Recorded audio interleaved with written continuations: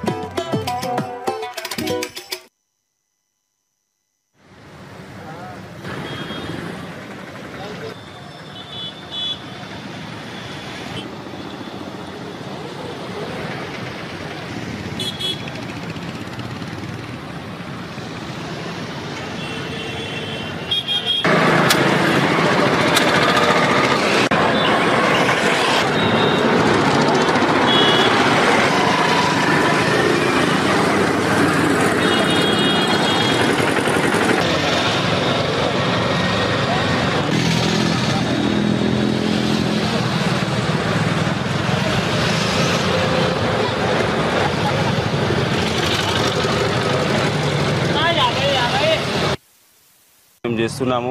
గిరాక్ కూడా తక్కువ అయిపోయింది సార్. ఎండాకు ఎవరు వస్తలేరు, పోతలేరు. బస్సులో ఎక్కువ మంది వస్తే ఇక్కడ స్టాప్ ఉన్నది మాకు, అయితే గిరాక్ అవుతుంది. దానికోసం ఎండలు ఫుల్ బాగా అయిపోయింది. ఇప్పుడు మధ్యాహ్నం ఇంటికి ఒక 2 గంటలకు మేము ఇంటికి పోయి బస్ ఆరాం చేసుకుంటాం, బస్ వెళ్ళాం. ఇక ఇది ఎండ కోసం మస్తు భయపడుతున్నది. మన బాడీ మంచిగా ఉంటేనే మన ఎండ తలగితే మళ్ళీ పరిశాని పోతుంది.